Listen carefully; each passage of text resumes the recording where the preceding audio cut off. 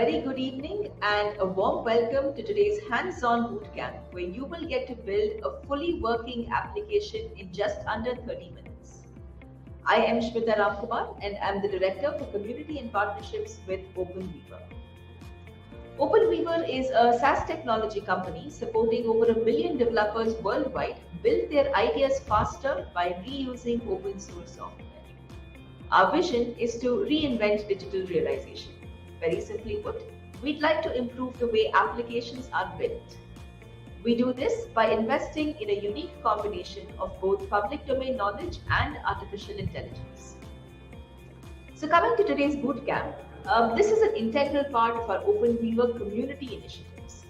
The OpenWeaver community is a body of like-minded technology enthusiasts and open source contributors who have come together with the vision of contributing to the world of open source and sharing how complex use cases can be developed by reusing open source.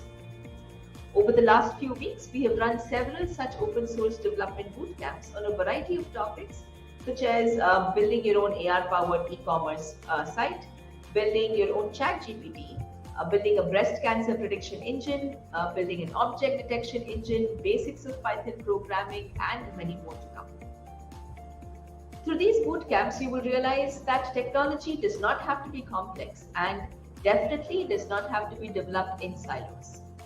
You will see how you can take a solution that is pre-built, in fact pre-built by many people in the world, and then you can build on top of it and share it back such that your solution can now be accessed by many other people in the world who can then further build on top of your ideas, thereby accelerating this virtuous cycle of innovation and also helping you scale your ideas and bring it to life much faster. So with that brief introduction, I will now welcome our mentor for today's session, Pooja Agarwal, who is a senior developer advocate with OpenWeaver.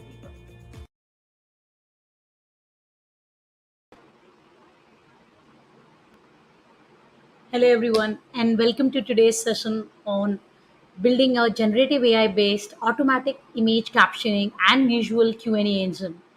So, let's get into the agenda for the day.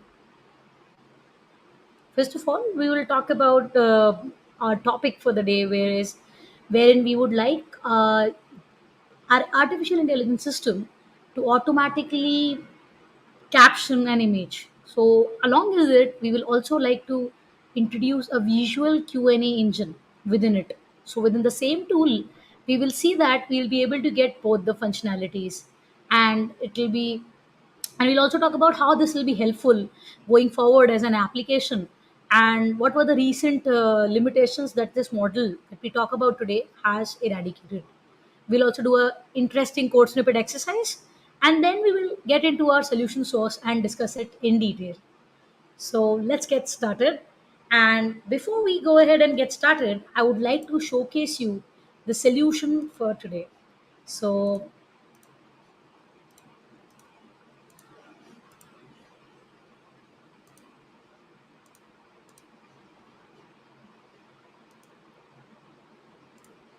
So if you see that this is our solution source for today, and within the solution source, just don't worry about the code for now. I just want to demonstrate what this engine that we are talking about, wherein it can caption an image as well as provide you a visual Q&A, is capable of. So let's drop an image here and try and check what it can do.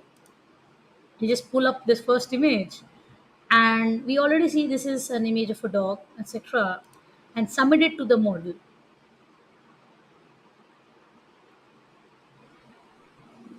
So if you see, it says it's a small white dog with a pink shirt. So it's just trying to give the best possible answer for it. Also, let's try and check for a visual Q&A what it could provide us as information. So I'll pick up this image and ask it a question. Let's say, how many mice are there in the image, and submit it. So it just tries to calculate this one as well, and then it is saying 1, 2, 3, 4, 5, 6. So it is somewhere you see that I'm able to question answer as well with this solution. I'll showcase you many such multiple examples, but before that, let's get into the setup of the kit. So to be able to set up this kit, you simply have to get onto the community platform on which you are currently viewing this session. On this page, you would see that as you would scroll down, you will have a section for resources. Under the resources section, you will see that you have an option for Candy One Click Kit. So we'll go ahead and set up this kit.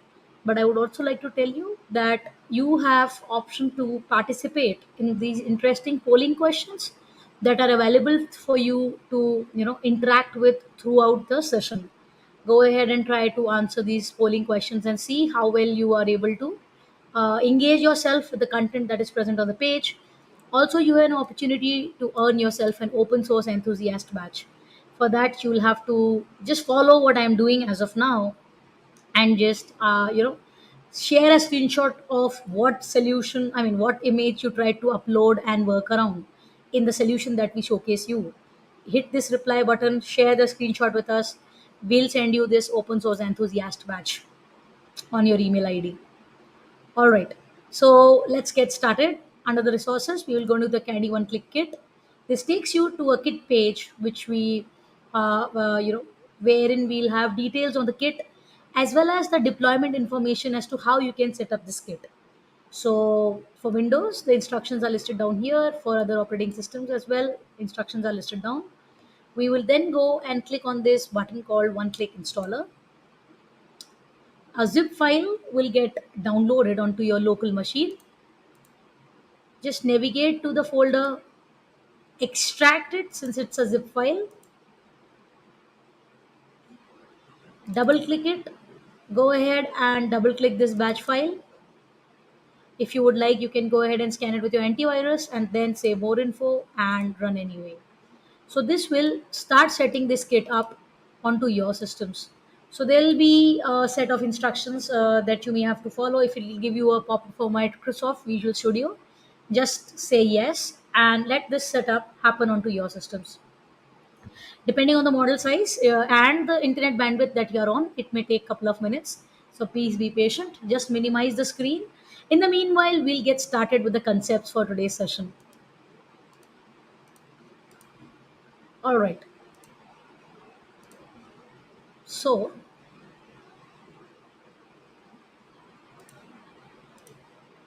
talking about your automatic image captioning engine. So we want to talk about this engine. What is the benefit and why we are so much interested in talking about an application around image captioning? First of all, it helps in making the internet more accessible to even those who are visually impaired, and we are able to provide description for images automatically through our machine learning models, or let's say through our generative AI based automatic image captioning. It will also enable better human like communication. So, if captioning gives the capability to machines to communicate or let's say describe the image more openly, perfectly, then it will open new possibilities in various industries like healthcare, in industries such as autonomous driving vehicles as well.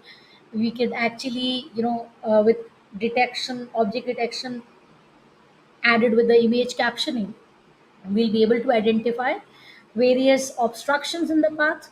And similarly in medical field also, we'll be able to do a little bit better analysis of any disease that may be relevant to human body. So apart from these, we will also be able to provide a richer media experience. So if it, the captioning that will enhance the experience of viewing and sharing images by adding layers of meaning. So somehow image captioning will play a big role going forward, and we are pretty much interested in learning about what image captioning could, what breakthrough it could bring in. However, there were limitations that were present if we talk about with the current models, which are still, relevant. So what were the limitations? First was the data set bias. If we do understand, most of the methods were relying on the existential data sets that were not diverse or large enough, they to capture the full spectrum of visual concepts. So basically, when we say that a lot of data set is or a lot of data is required for training, and only with a decent amount of data we are able to with the vivid and the wide diverse data set we have, only then we can expect the required response. Similarly, the understanding, the capability to understand the semantic meaning of images with the current models was pretty surface level, and hence these visual characteristics were not identified properly, or we couldn't say that they were able to extract the meaning of the image properly. In fact, the current methods had a slow adaptation to new domains or concepts. So, significant human effort and time were required for them. So, that's why these methods, which were relevant before Blip was introduced, was less. So, we are talking about a very interesting model today, which is named Blip. It's a Salesforce model, and it works in the bootstrapping technique, wherein the name or the full form is bootstrapping language image pre-training for unified vision language understanding. So the concept is about around vision identification. Let's say, using transformers or BERT model, which were already present for image vectorization, or let's say converting a particular image text pair into a mathematical vector, was used. So, we use the unified vision language understand. I mean, we increase the quality, or I would say we would enhance the quality of identification and labeling, or let's say captioning of the image, with the help of bootstrapping technique. And similarly, we'll be able to also generate responses as we saw in the visual Q&A. So this model that we are currently talking about, this is a new VLP framework, visual language pre-training framework, which is able to transfer flexibly. I mean, it is able to make the required or produce the required responses flexibly in both vision language as well as generation task, right? And this effectively utilizes the noisy web data. So basically, what happens is most of your data, it is in a noisy form. So this vision language pre-training, which we say has enhanced the way uh, your images and the interaction with images will happen. Uh, is somewhere, it's a process which is utilizing a combination of masked language modeling and image reconstruction task to learn representations in an unsupervised manner. So ultimately, it is also a zero shot detection or a zero shot performing model, where the two model context, contact contest with one another, and somewhere they are trying to get to as close as possible to a response that could be accurate. So this Blip uses a transformer based architecture to encode the multi-model inputs and generate captions via auto-regressive decoding. So don't worry about the terminology a lot that I am talking. I just want to give you high level view that there is this transformer architecture that lays down the encoding part, and that's how with auto regressive encoding the Blip model is able to get to a better response, as well as Blip is also, it also takes advantage from the large scale pre-training that has happened on a vast amount of text, uh, text and images, that helps it to capture complex semantic relationships and patterns within images and text pairs. So taking into account the aspect of learning representations in an unsupervised model, the effort from transformer architecture and the large scale training data that it has been fed with, enables this model to even work around noisy web data by bootstrapping the captions, where you will see there is a captioner, generator, okay, which generates synthetic captions, and there is a filter which removes the noisy ones. So I'll demonstrate it with the help of a example. If you see on the screen that there is this cake of sorts. So if you the captioner basically tries to generate synthetic different artificial captions, and at the right there is this filter which will remove whatever it thinks is the noisy caption. So the top one, Blue Sky Bakery in Sunset Park, is a noisy one which it had removed through the training and intelligence that it has been provided with. And this chocolate cake with cream frosting and chocolate sprinkles on top has been correctly being it is close to the caption that should be provided with this image. And hence, even with the noisy web data that it has been trained on, it is able to do a proper captioning for the image. In fact, Blip has the capability to achieve state of the art results on a wide range of vision language tasks, where we are expecting our model to have the vision using this PyTorch.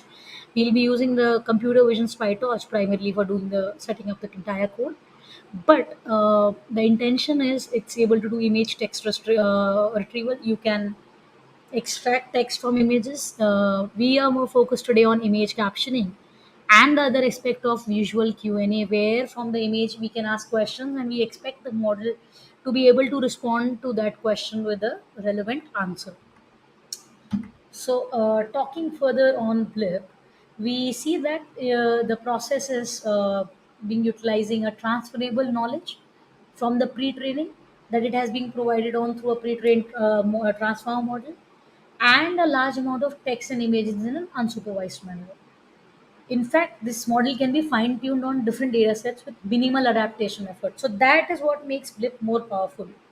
If you want, you can fine-tune it to specific caption type, to be able to caption images specifically for a wide range of medical applications, or autonomous driving vehicle applications, or similar category of applications. There is this has a state of art performance on several benchmark datasets, demonstrating that it is pretty effective and has great ability. It is able to generalize most of the standard images and give you an expected response. So let's quickly get into the architecture of Blip. What does the architecture look like? So this is something where we see that this specific model takes into account, it's a pre-training model architecture. And if you see, it is a combination of it's a mixture of encoder decoder, multi-model encoder decoder, which can operate in three categories or three types of functionalities. So the first one is a unimodal encoder. If you see the first section, it's a unimodal encoder, and this unimodal encoder is trained with an image text contra contrastive loss, ITC, image text contrastive loss, to align the vision and language representations.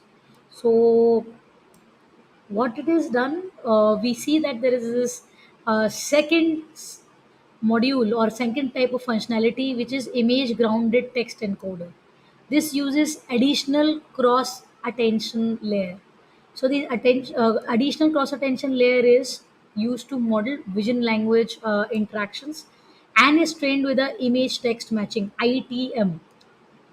Okay, it is trained with an image text matching, so that it is able to distinguish between positive and negative image text pairs. There is this third category, and there is an extra token if you see at the bottom, which is your CLS, that is also being fed into the image grounded text encoder.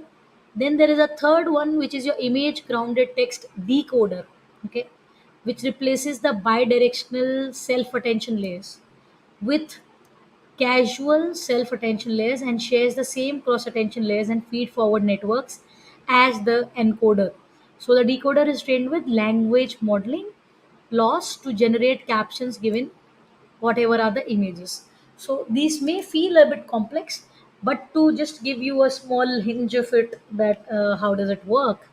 If you see, there is an image encoder, then there is image grounded text encoder, and there is a third category of image grounded text decoder that enable, depending on the required functionality, this model is capable and flexible to work in any of these three functionality levels.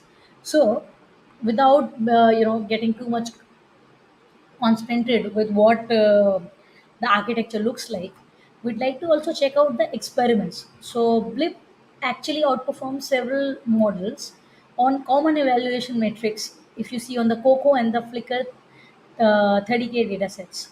So Blue, Rogel, and if you see side ERD, then Blip has been able to give us the best valuation metrics, and hence we could very pretty much say that in the vision language generation task, this model is the one which we could pick up for suitability. So there's a blip 2 as well, but since it's a 15 GB model, we haven't used it in the demo. You could actually, if you want, you could go ahead and check out the blip 2 as well. We'll talk about the base blip 2 model and try to use it in different language generation task.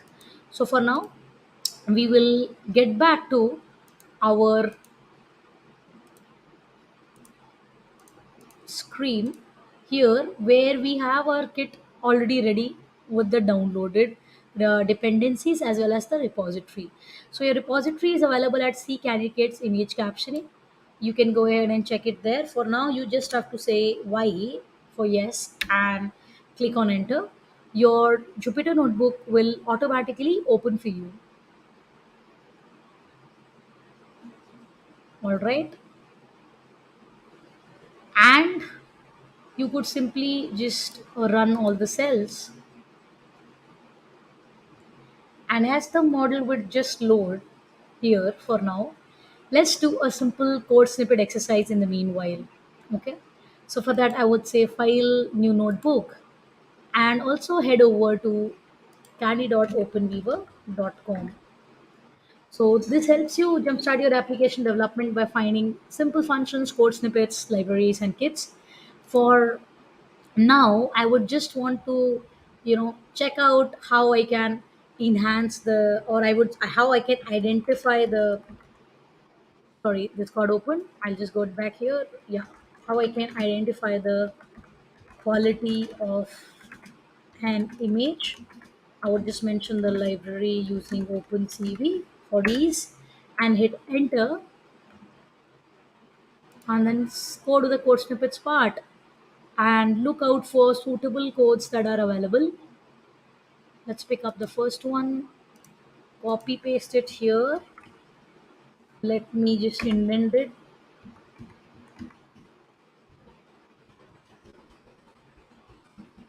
Okay. Like, see, that sharpness is what I would like to get printed here, as well as I will have to choose an image that I would like to make, or I would like to test for sharpness. So we'll just go into the folder, see Candy Kits, image captioning, and even in the image captioning, we would just like to see if we have a image. We have a 1.png possibly. Okay, so let's pick 1.png. 1.png, we can also check the image once.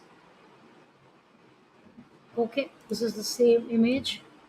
uh, and for this image, I'll just try to run it, and I like to see that the sharpness for it, basically the higher the value, the more is the quality or sharpness of the image, basically the intensity of the image.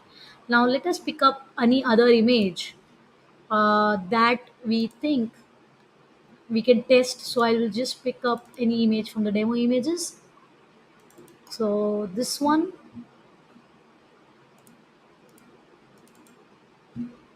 let's try this out. This has a little less sharpness.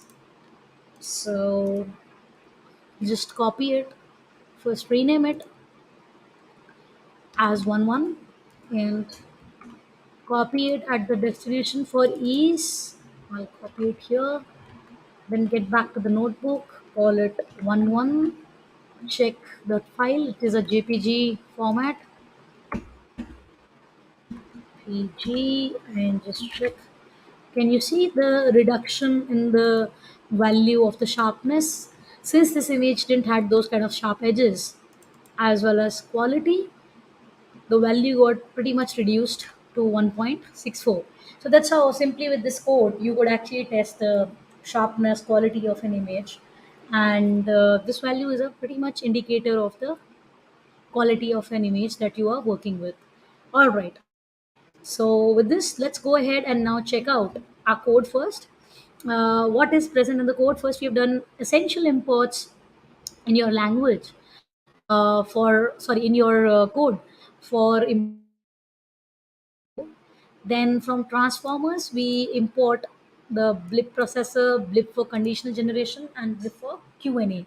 So we have the gradio, which is used for the interface that you see here. This interface where you upload the image and a generation caption generation happens, as well as the second tab. All of this design is created using the gradio library. Torch PyTorch is used for the deep learning framework we'll use going ahead. And then we just want to hide or filter all those, ignore those warnings that may occur while we run the model. So blip processor, from the blip processor, we would just load the uh, blip image captioning. The base model is what we are loading here into the captioning processor. Then we are also loading your one is your processor and blip for conditional generation. Again, that we are also loading into this captioning model. So the processor as well as the model is being loaded here. Then comes in your first method or function here, where you want to caption the image. So the parameter input will be an image, and first the image is converted into a standard RGB format. Then you call in your captioning processor, which is being applied on the image and converted. You basically returns you the tensor format or the mathematical format of the image that is being input, that is being saved into inputs. This gets into your captioning model here. After the mathematical transformation into tensor form happens, the same is being provided as input to your captioning model, the blip captioning model, image captioning model, and then that returns the required output, okay, for the image. So this is what is being returned after it is being decoded, okay. This format is first decoded and then returned as output through this caption method. Then secondly, you will have another functionality, which is your visual Q&A. In this visual question and answering, we again use the VQA, visual question answering base model. So for that we load the processor and then the model. Same process here, we give the image. Alongside with the image, a question is also being entered, was provided as input to the model. So this method first converts the image into the RGB standard format. Then same conversion into mathematical tensors happen, and that is being used as an input for the blip visual Q&A model here to generate the expected outcome based on the question that is being used. So the parameters in the visual VQA base here are three: the image, the question, and basically the tensors that would be that the image would be converted into. So accordingly, your outcome is being decoded and returned from this Q&A method.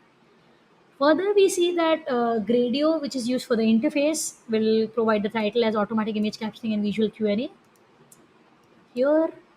And then the two tabs that are being defined, one is for caption, another is for Q&A. In that, you have an option text box which is showcasing generated caption by Blip, and this is Blip Image Captioning, and these are the two tabs here.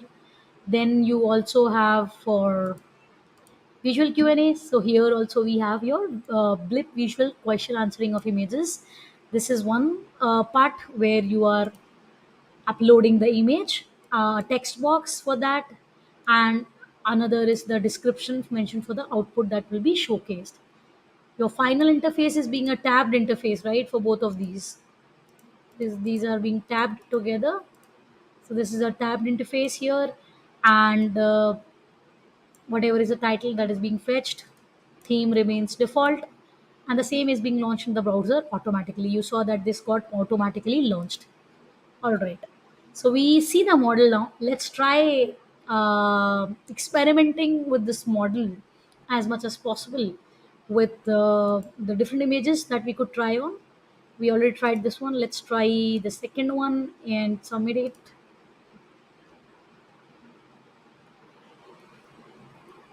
Okay. It says this is cheese with figs and figs on a white background. So pretty much the model is giving us some decent responses. Let's check out for this image. A teacher standing in front of her class. All right. Let's see for this very basic image what it will say. A man with a white beard. Hmm. Good standard response. This one is from my camera.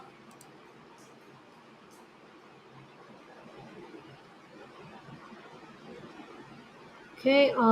Yeah. So if you see a white rat is sitting in a pile of rocks, so since this looks like a small dog, here is what I'm mentioning. The image quality does matter a lot. Like what you are uploading here.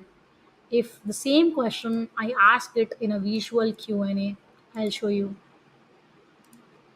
For the same image, I would ask, where is the dog standing? Quality of the image that you upload matters a lot.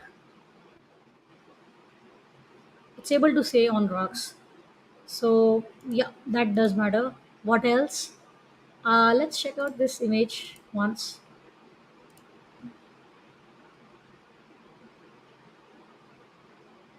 Okay, it's saying a man reading a book with a dog. So it's a clear one that it is being showcased. Now let's try the other tab. Here I would like to try this image itself and ask it some very weird questions.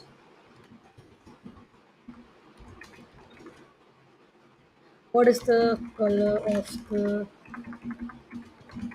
dog? This one is a normal question. And just submit it.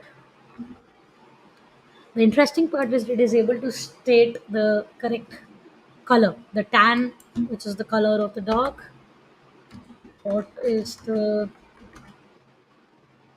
what is the, let us ask something more. Okay, if you would like, you could also put some suggestions in the comments that we could use to ask your Q question for this image. What is the dog wearing? Maybe. Let's see if it is able to answer this. Let's see that. Interesting. It is able to say glasses. Good, good. Let's ask something more weird and complex. What is the? I am not sure whether it will be able to identify the emotion or not. What is the emotion of the emotion in the above image? Let's see. This is interesting that it is able to say happiness. It may not have necessary because this is not for emotion identification, but yes, it is able to also say the emotion.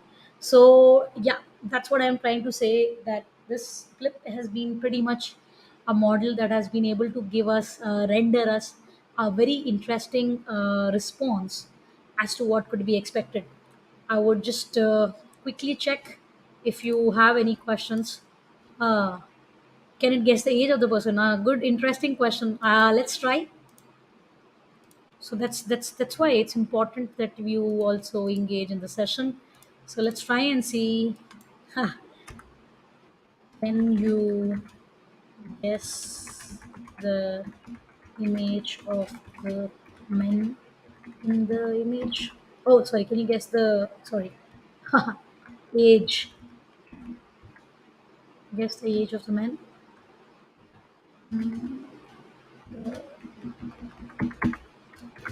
Let's just give it a shot. Whoa, it looks good, huh? It actually was able to state 35. I believe this could be a really good guess. Let's try the age of the dog also. Not sure, but yeah, let's try and see. So it is clearly saying, right? It can't guess the age of the dog, so it is saying no. But this is interactive, right? This is pretty interactive. It is able to guess the age of the men. Interesting question. Any other interesting question you would like to ask? Put it in the comments. We'll check it out. Apart from that, you have any questions regarding the model that we have just discussed?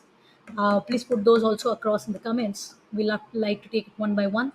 So yeah, uh, so people seem to get engaged well. If the image there's a query, if the image is a quote, will it summarize it? Can you put that quote? Like I didn't understand it. The question that you're putting forward, breed of the dog. Let's try the breed of the dog. Let's try that. Maybe not, but it's always good to try. So it's the breed of the dog. Let's see. Hmm. Lab Labrador. So yeah, good. It's able to say that it's a Labrador. What else? What else? Good question. Um, Good question. And apart from that, uh, today we tried to discuss. I would like to summarize. Yeah, it's fantastic, Rahul. I do felt myself that.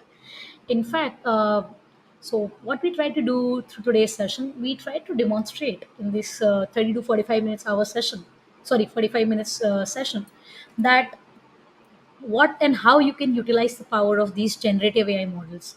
We picked up a interesting bootstrapped language vision model, which is Blip by Salesforce, and tried to showcase that how image captioning could help in various tasks going forward in various industries.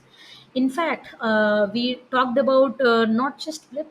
We also, we did not just talk about image captioning, but we also checked how visual QnA could help, you know, help us interact with machines and see how well the machines can give answers to. Interestingly, I just got a question in my mind where could it count the teeth of the men?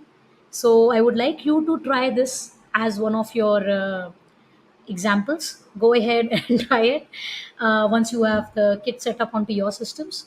And if you're having any trouble setting the kit onto your systems, go to the community page. Please sign on the platform so that you are able to use the chat feature and put your query there so that if you have any troubles, any queries, we can respond to it. So, quickly taking up a question that we have from one of our members. Uh, okay, so there's a question from Shubh where he is mentioning that I learned this all models like transformer LLMs where I can create our own models like this. Okay, so if I can understand your query, you're basically saying that can I also create a large language model? So sure, you need a lot of computational power and computing power. So to be smart enough, let's use some pre-trained models. So what we've done here is the model has been trained by someone already. It's a pre-trained one. What we've done, we've just downloaded it and tried to put it across in our code and smartly utilize it for our benefit. So training a complete model from scratch, and especially a large language model LLM, won't be possible at a simple single machine. I hope that answers your question. And there's another question that has come up from one of our members, community members, who wants to know that how does Blip handle situations where multiple objects in an image are visually similar. So I think this is a very interesting question that the Blip model addresses the issue of visually similar objects. So for that, it will have to leverage the bottom-up attention mechanism. So the bottom-up attention module will utilize the object detection algorithm. Okay, since we talked about that it is using torch, providing a set of silent image regions, okay, along with their corresponding visual features. That is how the object detection also happens. These features will help the model distinguish between visually similar objects based on their unique characteristics, let's say color, size.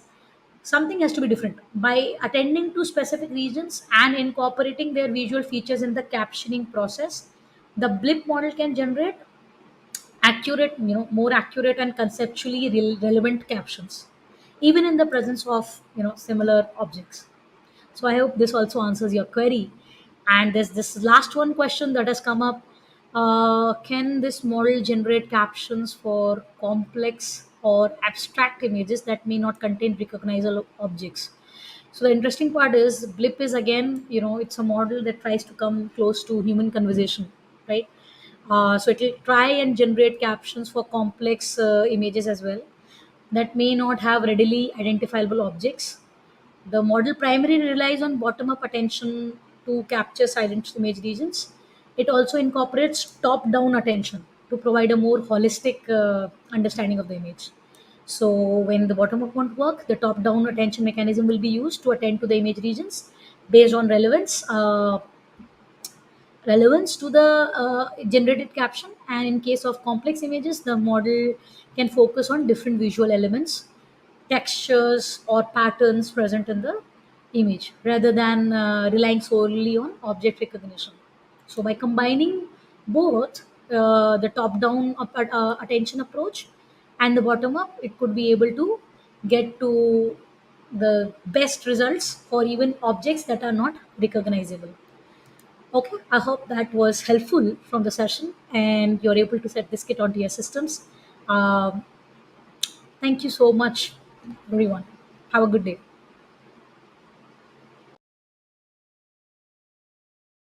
Thank you, Pooja, for that lovely session.